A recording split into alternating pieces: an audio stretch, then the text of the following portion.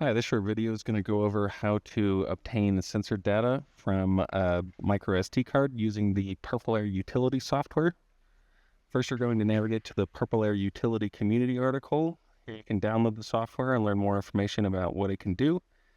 You'll scroll down until you see the download and installation section. Here you'll select your particular OS version and install the software. Once you have the utility software installed and open, you'll plug in your micro SD card from your sensor into your computer. You will then want to create a folder for the data destination somewhere in your computer.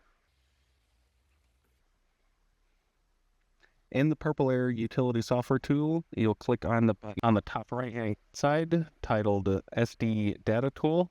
You'll see a small window up here titled PurpleAir Clean and Merge SD Data. In this window, you'll click on the text for where the data is coming from or the source.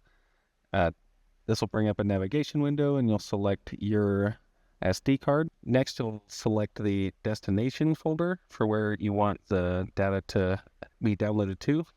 Next, you'll click on the Clean and Merge Files button.